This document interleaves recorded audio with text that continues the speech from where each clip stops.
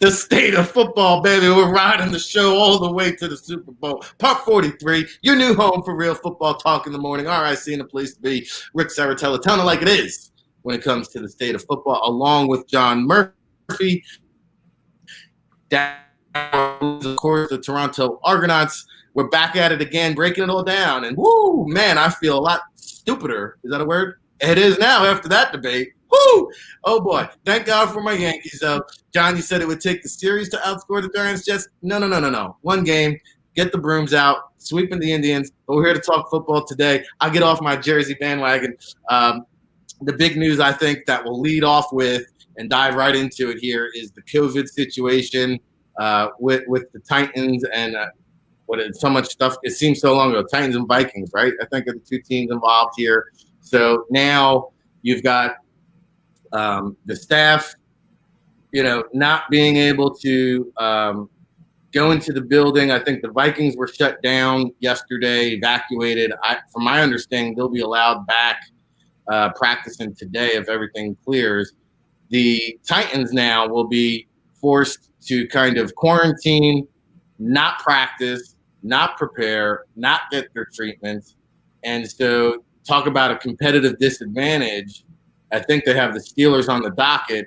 So much has transpired since then. I'm trying to keep up with it all. But talk about, what a competitive advantage is when one team is practicing all week and one team might, if they're lucky, get a walkthrough before the game. We're monitoring this situation closely, new developments, but, there's now talk this can move to Monday Night Football, but it will not be rescheduled for another week. Right. So, I think you've seen, the immediate reaction. I think that's a good sign, for things in terms of they didn't drag their feet with it. Everybody involved has been kind of moved to their corners.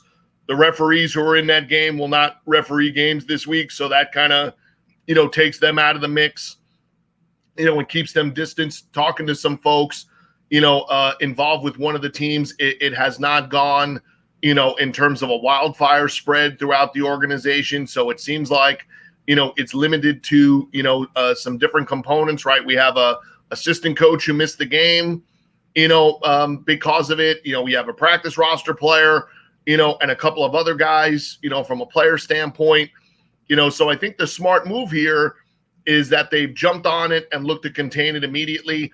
And if you're the Titans, what you would hope for is within this 48-hour period of time, yesterday and today, as many guys, as many people that, can get tested, and then hope that they can get back to some normality Thursday, Friday. I'm sure they have off-site treatment available to, for the guys that are not, in any fear, of any transmission of it or potentially having gotten it in any way, shape, or form.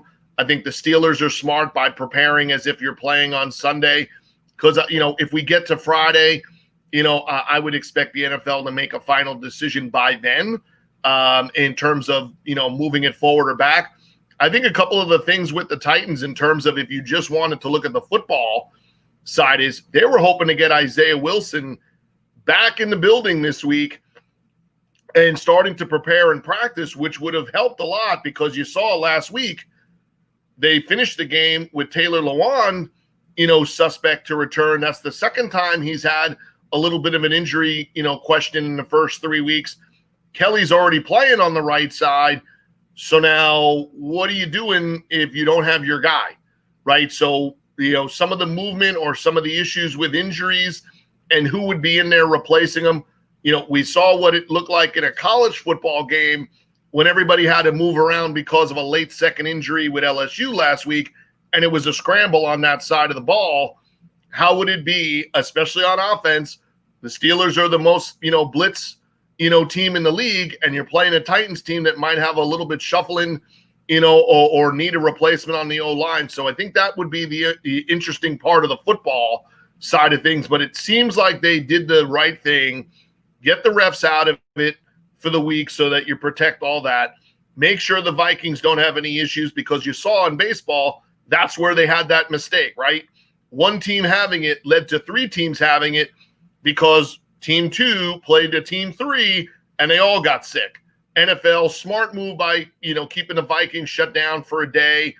or two. Some of that is normally a lesser work day, Tuesday, Wednesday. Today and tomorrow would be a lot more important for game week.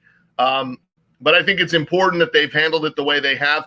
And you're seeing that each individual group or team, they're finding out where it's happening or how it's happening, right? Notre Dame is now at 18. It's moved up, from 7 to 10 or 14, but now they've traced it back to a lunch or a dinner, and they know where it happened, who was there.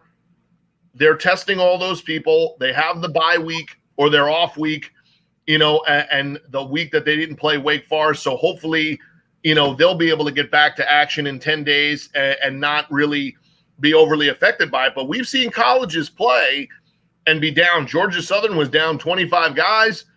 K-State was down some guys. Carolina last week. If the Titans get to tomorrow and it's not affecting any of the starters and it's the practice roster and they already played minus their, defensive play caller, last week, I think it shows good that they could, continue to play. And if the NFL wants to give them the day, they can. In all reality, folks, if you get to Friday and you haven't done anything, you're not going to do anything with an extra day that you couldn't just play on Sunday. I mean, that's going to be the truth. It sounds silly to say, but if you're already at Friday or Saturday and you have not done anything all week, you're not going to go out there and run a full practice on Saturday or Sunday if you're playing Monday night.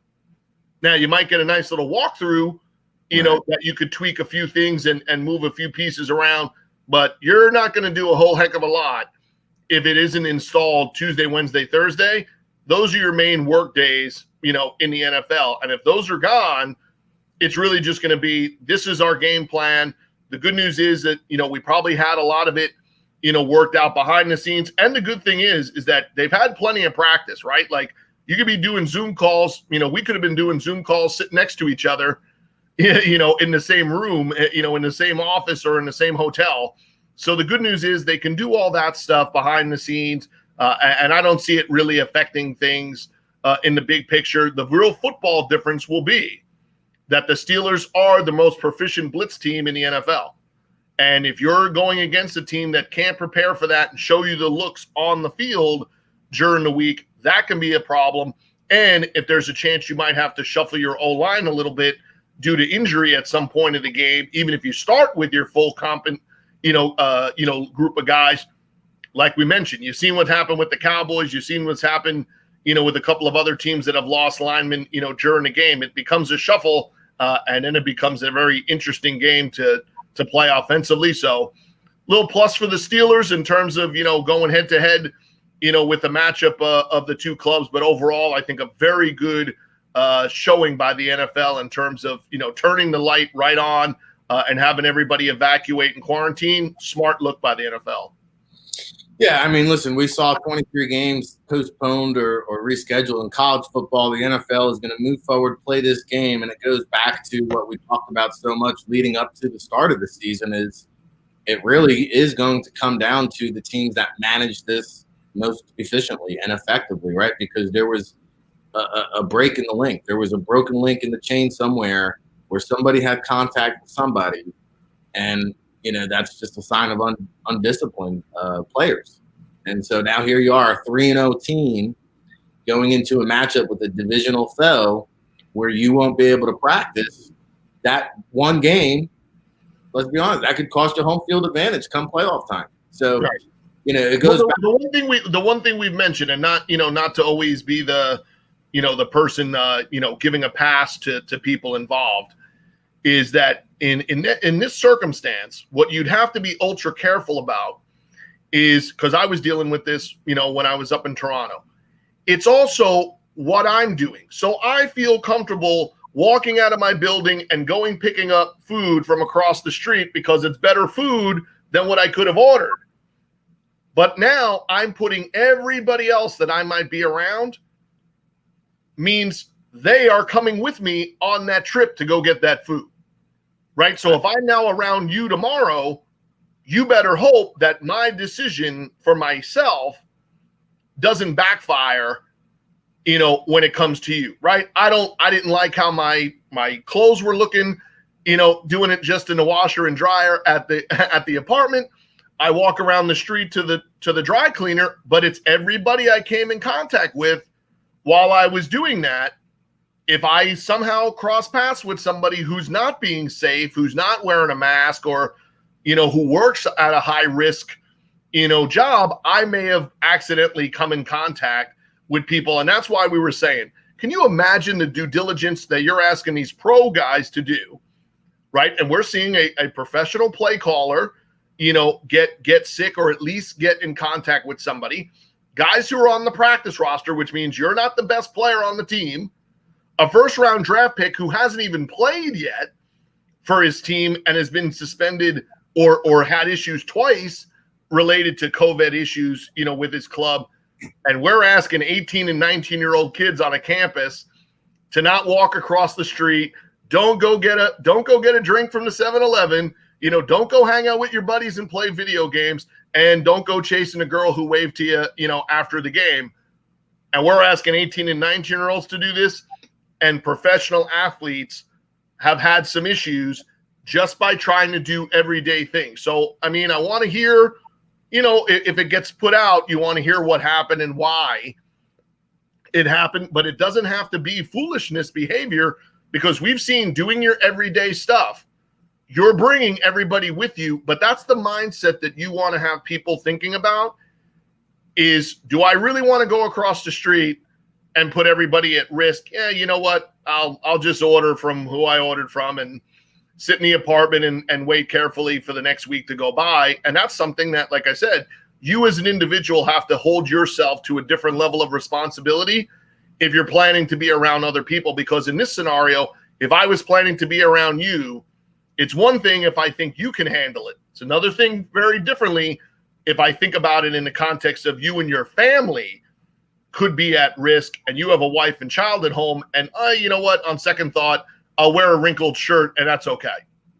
Well, and as you're talking, it makes me think that this one game that North Dakota State is playing for these two guys is a bit selfish. You're asking the other 98 guys or whatever to make those kinds of sacrifices so these two guys can shine when, hey, they could just play with us in the spring.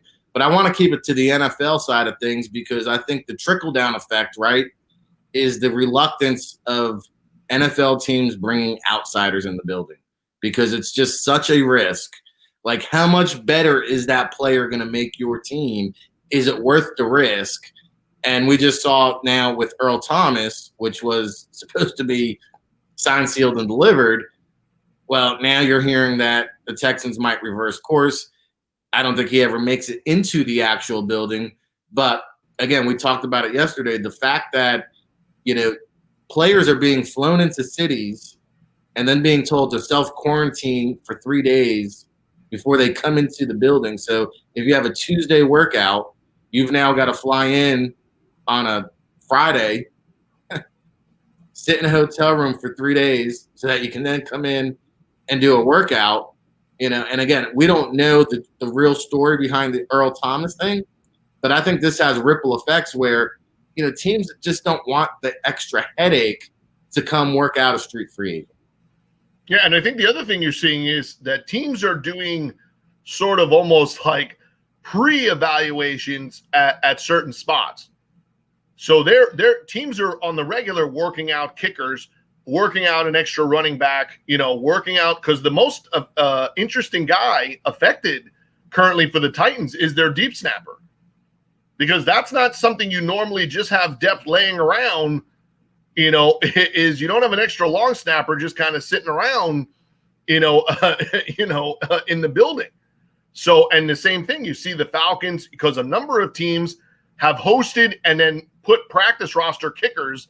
The Jaguars are like kicker central at the moment. They got a guy on IR, a rookie that might be on IR, one guy signed and one guy on the practice roster. Well, that's a really shrewd move at the moment, because at the end of the day, you may end up being able to trade a kicker 4 weeks from now when Josh Lambo's healthy, because teams are going to run out of quality players at that spot. And now you're seeing the teams that are signing guys to the PR or signing the next man up are some next man ups that you would not normally think, were the next guy up, right? The Ravens putting Marcus Gilchrist, who's 31, on the practice roster. Why? You have enough background on his character, in terms of he's played enough football in the NFL that people know who he is as a guy. You know what he can or cannot do. He's going to be smart enough to learn on the fly and not need a bunch of reps. And if you have an injury, he's up next, right? The Cardinals worked out TJ Ward. I mean, I didn't know TJ Ward was still only 33 years old, but I mean, you're seeing some guys get some opportunities where this would not be an opportunity for some of these guys. The Giants would not be putting Alfred Morris on a practice roster in a normal season, right? That would not be happening.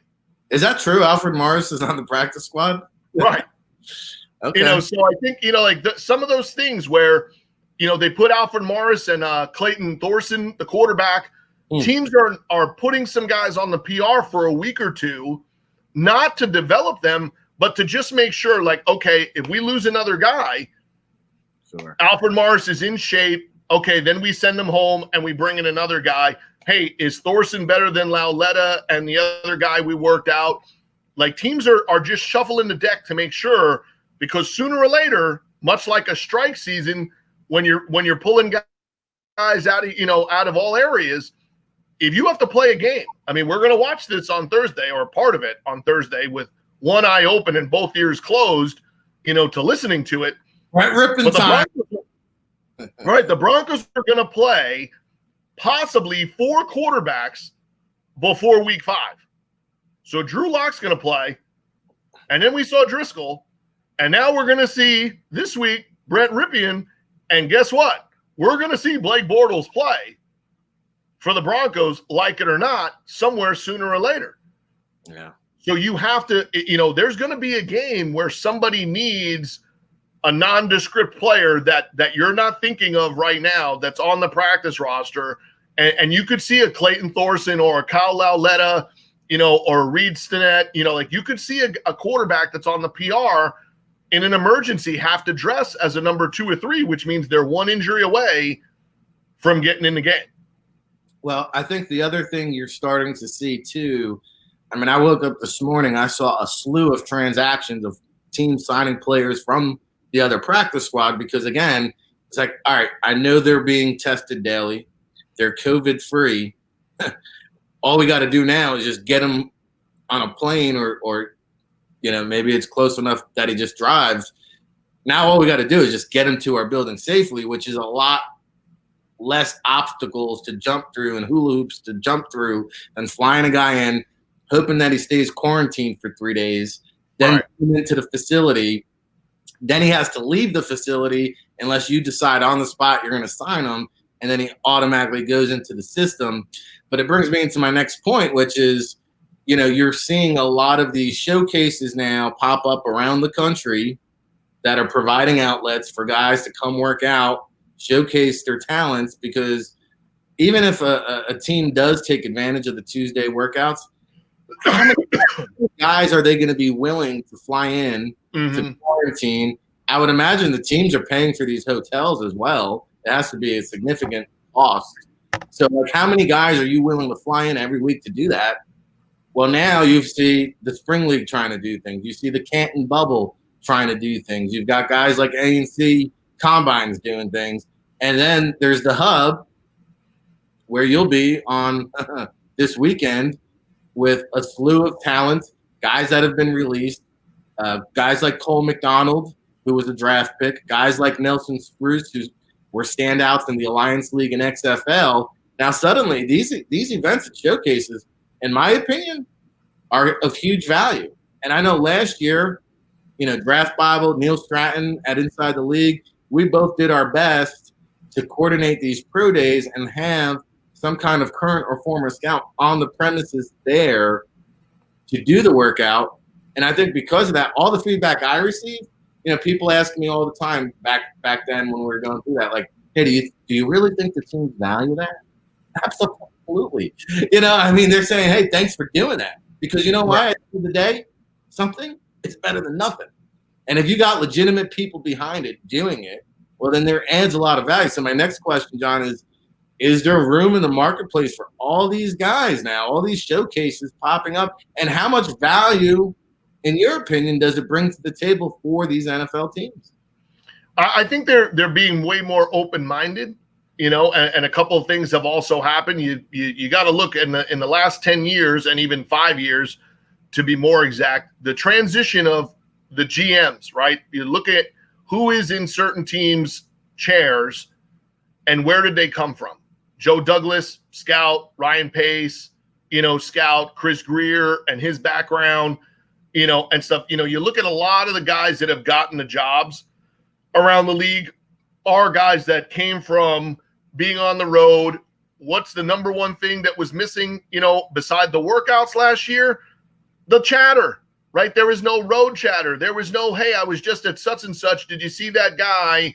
And so on and so forth, right? Like that's the chatter, that you got, like, hey, Old Dominion was having a workout and yeah, you saw Zimes, but then wait a minute, the other end actually is a good player too.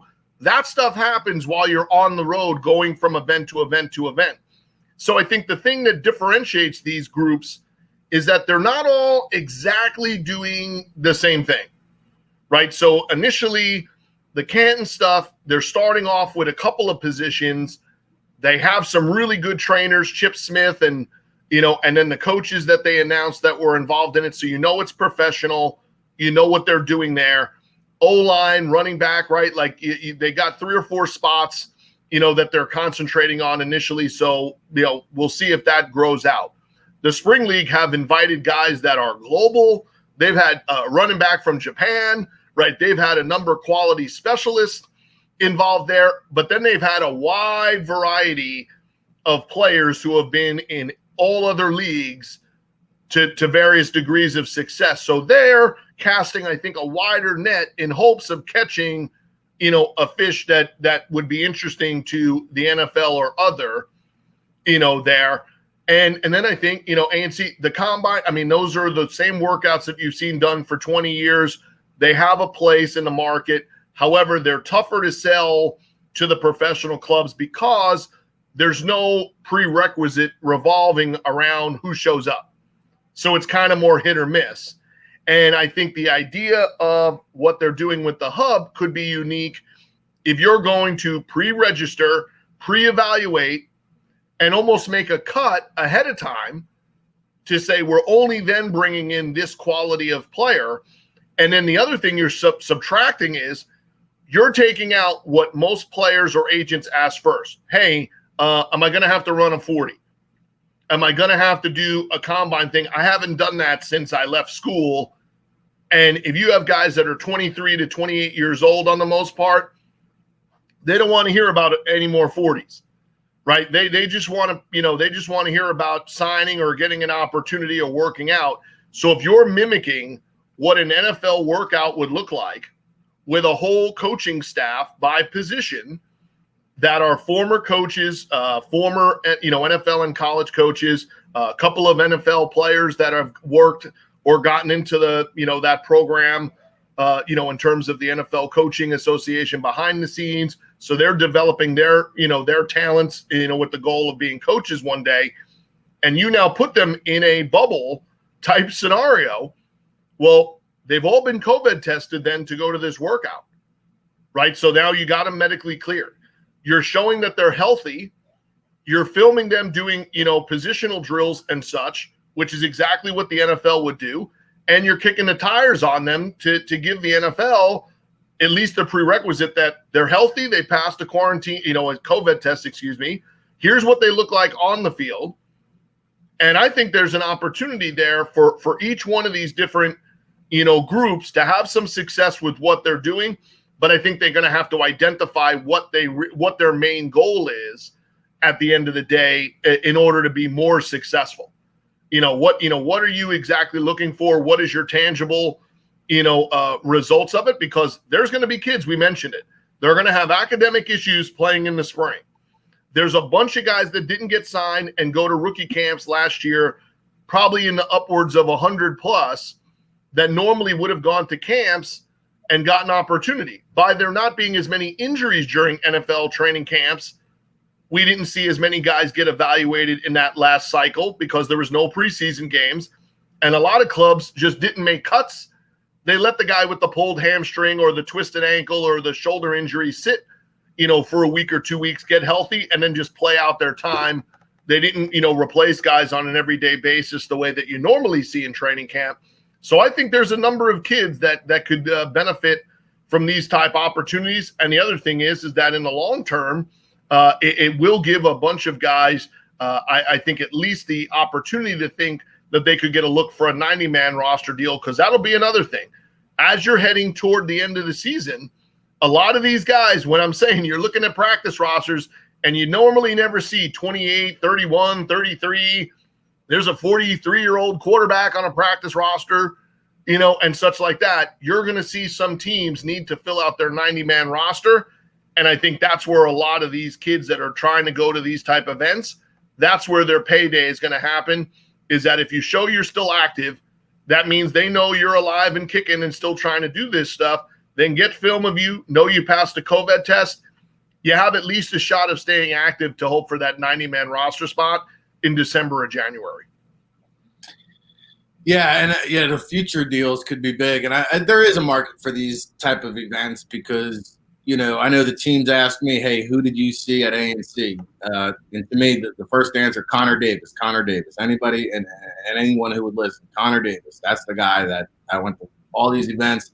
Connor Davis was the guy that if I was an NFL decision maker, just the size, the improved athleticism, how much he improved a guy, obviously, that was in my neck of the woods, so I've seen his development. He just was a much better player than the last time I saw him.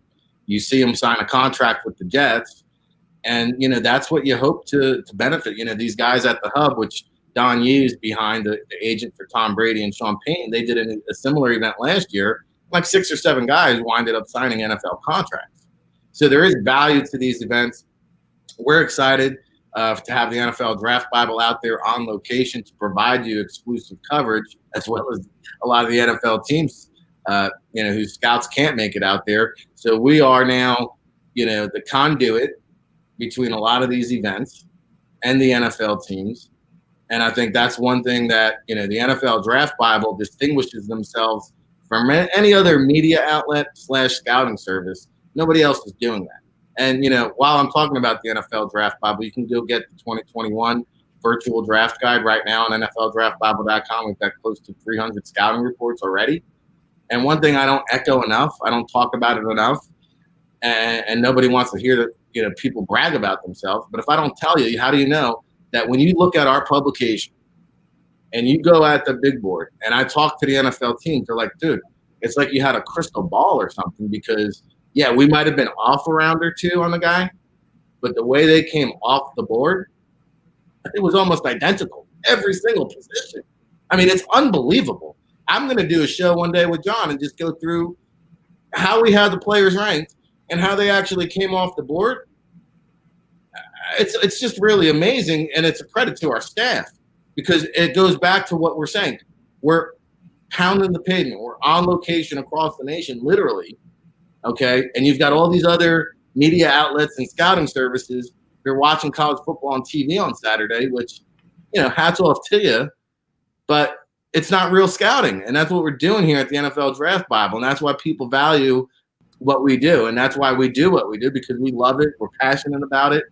And, man, I'm looking forward to what, comes out of Saturday there. So while you're talking, John, I saw 0 Vikings players came back positive.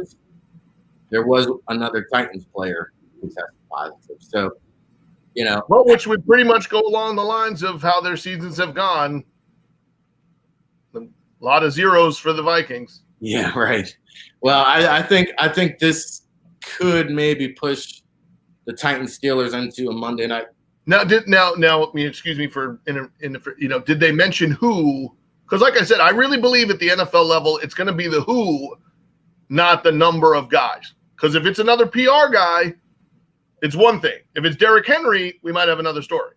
Right. Yeah. Right. So NFL media is reporting one more player. It is not saying who specifically, but yeah, that's exactly right. You know, if this was Ryan Tannehill and Derrick Henry, well, then they might be talking about rescheduling this game, right? So, no, it does not mention Tom Pelissero with the scoop there on Twitter.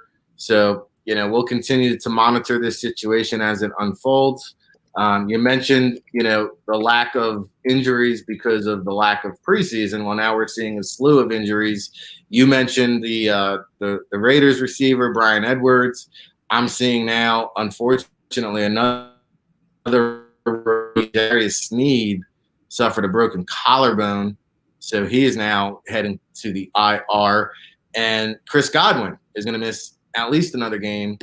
You know, the injuries are really just, again, between the COVID and the injuries, you might see two wild card teams, you know, as good as the Ravens and the Chiefs and the Patriots all are. If you can't avoid the injury bug or the COVID bug, well, then, you know, hey, I will say the advantages will go to the coaches, right? Because a guy like Bill Belichick, who loses, you know, 8 players to opt out, loses Tom Brady, redoes the entire offense, right? It seems like redoes the defense from half to half.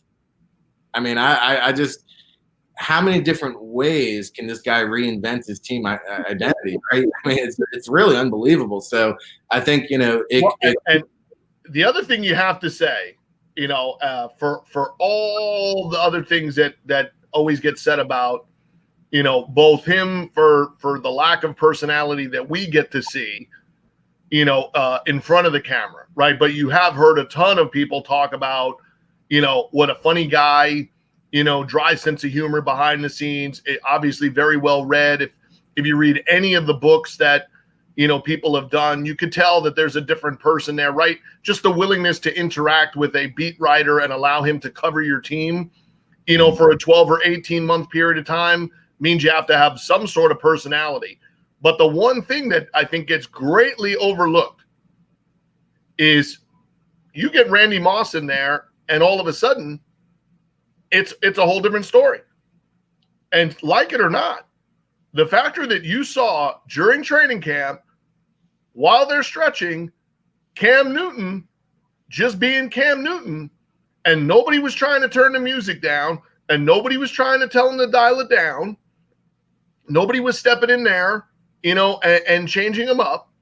You know, Cam Newton's walking into the game, you know, looking like he fell out of a music video, and Bill Belichick's right behind him, you know, with a cutoff hoodie, looking like he's in day 300 of COVID. Yeah. You know, like only Solomon Hill shows up to work in worse shape than Bill Belichick.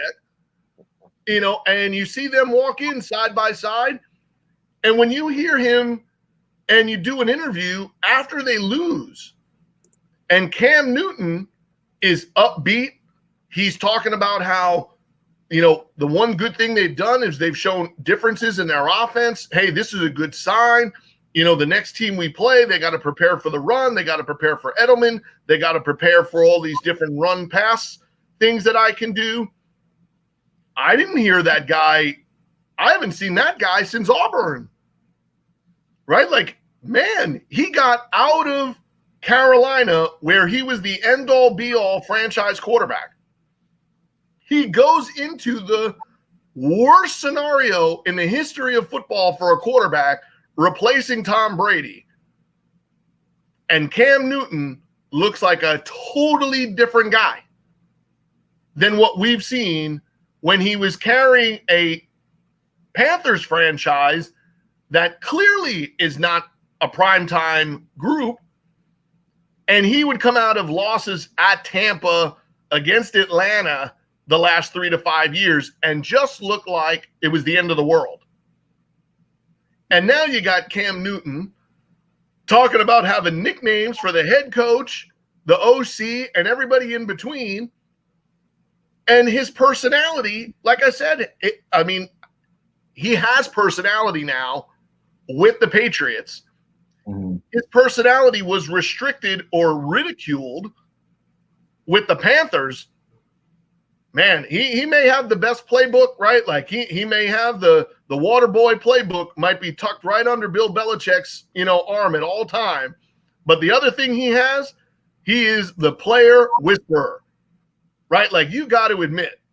Well, he picked some of that up from Parcells now. The personalities that they've had come through there and his ability to just deal with them. And the one of the ones that really brought me back was when you go back and ever watch the America's Game Patriots and they have Junior Seau and they're winning a game and they do something silly on the field defensively and get a penalty, and he's like lashing out at them, before they come off the field because they got a bad penalty that gave the opposing team a first down when they're up like 30-7. Right. And he's calling out to them, and whatever. And when they're running off the fields and whatever, Seau comes next to him. He goes, man, I haven't been called a punk since I was in 7th grade, coach. And then you see Belichick kind of have a moment with him where he's like, well, you guys are acting like a bunch of punks. You don't need to get a penalty up 30-7. And you see the reaction of how Seau is responding, with him. Here's a veteran that he does that with, right? You go through the thing with Lawyer Malloy and you turn around and get Rodney Harrison, and Rodney Harrison turns out to be a guy that ends up with 3 to 5 more years on the back end of his career, right? You've got Brady, you had Gronk, so you could say how some of those relationships ended, right? But you could talk himself right out of town. It's unbelievable. Legarius Blunt, like holy cow! Like you just go through and look at some of the people that he's had in that building, and the ability to deal with Revis, now deal with Gilmore. They come off a game where they can't cover anybody, and then they get Darren Waller, who the Saints still haven't covered, and they shut down Waller a week after not looking like they can shut down anybody against Seattle. Like I said, the X's and O's are a lot to do with it. Picking the right players and having these drafts and manipulating rosters and manipulating the NFL, to allow them to keep getting guys, time after time. I don't know if him and Josh McDaniels knew what they were getting in Cam Newton, but I mean, you really got to be happy for you may not be happy that the Patriots are still going to be good, but you really got to be happy for a guy like Cam Newton because he looks like he couldn't be in a better place. Not talking about the Patriots, not talking about the offense. Cam Newton could not look like he is in a better place than where he's at right now. Because like I said, for him to be talking about having nicknames for all these guys, for them to be talking about him the way they are, and the shrewdest thing about it is one day, I guarantee you, we will have an interview with Tom Brady and Bill Belichick sitting right next to each other the way they did with Parcells and Belichick. And Belichick will now be in the Parcells role, and Brady will be in the Belichick role, and Tom Brady will have an understanding. You never needed a pat on the back. You never needed me to tell you how good you were, because me doing what I did for you is what made you stay motivated to be the guy that you are. Cam Newton needs exactly what he was getting from Bill Belichick and Josh McDaniel, because for Cam Newton to hear Bill Belichick praise him has elevated Cam Newton back to who he already was. Because the guy that wasn't there the last 2 or 3 years, injuries aside, is Cam Newton stopped believing that he was Cam Newton, right? So Superman thought he was back to just being Clark Kent. And Bill Belichick has reminded Cam Newton that at times you can still be Superman, and that's what you're seeing. Well, and I do want to give some of the credit to Cam Newton too, because when you hear what McDaniels and Belichick are saying behind closed doors, is he's the first one in, last one to leave. And that's easier, said than done. But this guy has shown a relentless work ethic. And I think because of that, there's been that give and take. Like, hey, you come in and you lay down the tone like that. Do you, brother? Do what you got to do, man. Right. Let's do this thing. And I do think that a lot of this was gained in New York. I mean, you look at that crew that Parcells managed there in the biggest city in the world and the different types of personalities he had to manage.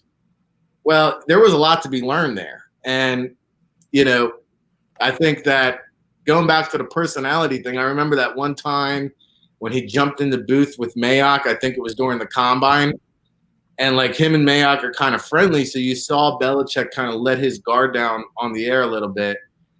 And, you know, he was somebody that you want to go have a beer with. And I think that is the real Bill Belichick. But to your point, at that press conference, you're not going to pry anything out of him. Whereas the last topic we'll get into here today, on the opposite end of the spectrum, there's the old saying, loose lips sink ships. Jerry Jones now criticizing his quarterback who, oh, by the way, is looking for a new deal and saying, well, the difference between Dak Prescott and Patrick Mahomes or Lamar Jackson or Russell Wilson is those other guys win that game against Seattle. And, you know, you never know how to take Jerry, but, I mean, is this a negotiating ploy? Is this just Jerry being Jerry? Or did he want to send a message to his quarterback? Or is it all of the above? Yeah, it's D. All of the above. But that's why I said, like, you know, I think Belichick looks at it one way, and that's how they have worked and worked best. And just like if you ask Belichick to be Jones, no. And if you ask Jones to do it the way Belichick, no. You know, like he has a method to that madness. If it works out, he's going to pay him if he decides to pay him. And if he doesn't, he has pointed out and hammered it home harder than most that the problem is you cannot be a top 5 paid player in the league at that position and only be so good. And I've said it. It's not got nothing to do with Dak Prescott as a quarterback, a person, or any of that, because he's earned the money as a guy, as a leader, you know, in most of the performances. However, the Cowboys versus teams that are supposedly equal or better than them, they're a dud. So if we're going to say it about Sam Darnold, even though we're just saying win a game, right? If we're going to say it about other guys, Kirk Cousins and staff, you know, about, you know, like you got to get over that hump. You can't just be a stat guy, right? You can't be Matt Ryan the last 2 weeks. You know, yeah, special teams blunder, you know, and last week offense and defense, but you can't go 8 and out against the Bears when you're up 26-10 and you can't get a first down in the fourth quarter. You can't be that guy. And I think the Cowboys have done it as smart as they can to say, be in the driver's seat at year end. Because if you double down and give him a double Kirk Cousins deal, and next year he's got to make $35 to $40 million, at least it's only $35 to $40 million, because look at the Vikings right now with Kirk Cousins. Look right up the road, or not up the road, look right up the division, you know, with the Eagles and what they're dealing with Carson Wentz, and $60+ million left on that contract. And if you're the Dallas Cowboys, you have not won a Super Bowl, you have not won consistently playoff games, you're not running away with the division, you know, the way that the Eagles did for a short period of time, or the Rams at least getting there, or the Falcons at least getting there. Do not throw $40 million behind a quarterback and then not be able to develop your roster, because right now you're paying him mid-30s. And look at the injuries and look at the roster that you're dressing in certain areas. You have a better shot of going out on the QB market, finding a manageable guy, or drafting somebody in the top 20 because you have, you know, the capital to go do it, and saying, I'm okay with losing Dak Prescott for whatever I'm going to get the future, you know, as a draft pick compensation for losing him. But I can't throw $40 million at him and know that I'm not buying a championship. I'm buying a mediocre team, right? Detroit, mediocre. Minnesota, Atlanta, the Rams. It's a lot of mediocre teams, you know, invested in that money, because right now, Josh Allen and those guys look great. Kyler Murray looks great. What do you think of them at $35 million a year? Right? Well, that's the big question. Right? That's the big question. And I think the new model now, because of the big money contract at the quarterback position, the new model is really go draft and develop a young quarterback and win while you can on that rookie deal. You saw the Chiefs just do it. You saw the Eagles do it with Carson Wentz on that rookie contract. They were able to build a team and sign a veteran backup and flip them for some picks. Right. And you're seeing the Ravens do it now with the young quarterback who they haven't had to pay big money yet. And they got all these other Calais Campbell and all these other guys, Mark Ingram and all the support staff to build around them. That is really now the new model. And say you want what you want about the Bengals. I think they're really in a prime position. Yeah. Capitalize on this guy because guess what? In 3 years, he might be the next guy looking for $40 million a year. So when you strike gold like a Joe Burrow, Lamar Jackson, Patrick Mahomes, you've got to go all in and try to win on that rookie deal because outside of the Seahawks, I don't see this formula working for anybody. Now, and the good thing is that, you're right, because the good thing is what Seattle has is that they also have a guy that wants to be there, is your franchise guy, knows everything he knows about it, and when push comes to shove, I bet the next deal for Russell Wilson is really good, but is more along the lines of what Tom Brady and others have done, to say like, hey, when you could have gotten 40, I took this so that I could have a good enough team around me all the time because I don't want to play just to, do that. I don't want to play and not leave anything on the table to have guys, with me and around me, on the regular. Because, hey, Greg Olsen is not the playmaker, but having Greg Olsen at tight end is a lot different than having, just Hollister or just Scratch. You got to cover him. And if you got to cover Olsen, it's leaving something else open. And the second and third weapons are then making plays left and right. I think it's the same thing. The Saints, that's why you keep going back to Drew Brees, because, hey, at 20 to 25 million instead of 40, you can surround yourself with all these guys. And then when he leaves, whoever plays next is making much less. And then you can afford to re-sign Marshawn Lattimore, to re-sign Kamara, to have Michael Thomas, they'll have other guys in the future when they don't have the Drew Brees guy, in there. And I think that's why I'm saying for the Cowboys, I really believe that it was the smart move for them individually, because you'll always want to be, anybody in the league behind the scenes would admit, the most money you could ever make is being the starting quarterback for the Dallas Cowboys. So you could make $25 million as the starter and earn a whole lot more. Look how much money Dak Prescott has earned off the field. Tony Romo. So it doesn't have to go right from him to Andy Dalton. It can go to somebody else, and they can acquire a guy. They can trade up in the draft for a guy. They can do it a lot of different ways. But if you're looking at how much money they have invested in that spot, and all of a sudden half of it is taken away, and that gives you an extra pass rusher, an extra cover guy, and an extra O-lineman with a average quarterback play, they're going to be a better overall football team consistently from week in to week out, because right now it is completely hit or miss. They're either going to score 40 and look really good, or they're going to look the way that they've looked at other times, and you're not going to have a consistent winner. And I think the contracts of those quarterbacks is what's polarized either Stephen Jones or Jerry Jones to look at it and be like, man, the Falcons, like I said, the Falcons, Detroit, even Philadelphia now, the Rams, at recent times. You look up the road and the Texans aren't even into that new contract with Watson, and they can't afford to put a good enough roster around him, and you look, it's been very few and far between that once you get north of that high 20 number, it's few and far between. The teams have just figured out on the regular how to do that. And when you're like the Chiefs, you're locking down your personnel department. You're locking down the guys that are finding guys, because you're going to have to draft them.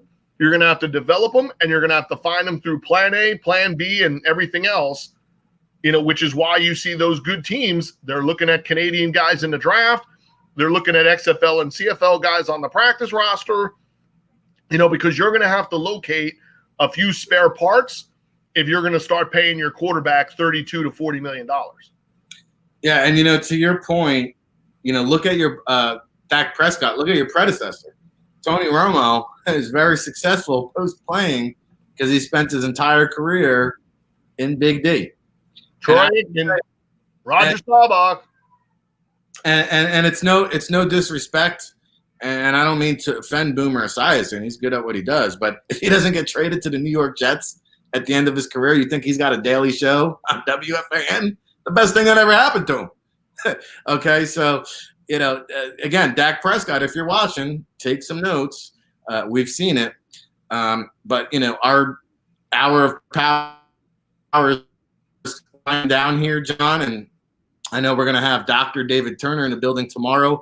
We'll preview. You alluded to that exciting Thursday night matchup that we get to dig into. I know Mark Rippon will be excited to watch it. I don't know anybody outside of that, but parting shot. What's on your mind here? Final minutes of the show. Yeah, so we get into the action. As the Broncos and the Jets and Broncos will kick us off, and then we look forward to Friday when we get our picks back in order for the weekend, and we finally get some NCAA matchups with ranked teams playing against each other. Probably the first time we've seen two top 10 teams play each other this season. So I think that'll be very interesting. And like you mentioned, I think the opportunities to see, the willingness for the pro football landscape to try to start thinking outside the box, right? We got to remember that it was only March that all of these things changed, right? It's a whole process in terms of scouting has not taken place yet to where we're around to the other side. It's still being affected leading up to that draft, affected leading up to training camp, affected in training camp, now affected into the fall. College football with the 2021 cycle has been affected. So the factor that multiple sources and resources within the football industry are trying to work, maybe they're not all working in unison, but at least they're working to the common good or common cause that, you got to figure out a way to continue doing football analysis and evaluation, of things. So if anything good has come out of it, well, this show has come out of it. But beside that, also the opportunity to go out and kind of make it look, business as usual, in terms of having an opportunity for a group like that to, at the hub to put on an event, that gets, 50 to 60 more guys in front of NFL teams. I think that's exciting to see a new method and a new way of doing things, and look forward to going out there and being a part of it. Yeah, and I like, one thing I do give them kudos to, I really do think less is more, because if you screen the players and bring the quality, let's be honest, we want to see the best of the best, the cream of the crop. And there's a lot of guys that, hubfootball.com, by the way, I think it's hubfootball 2020 on Twitter. There's a lot of guys like the Cole McDonald, who is a 7th round pick, is now just tossed to the streets.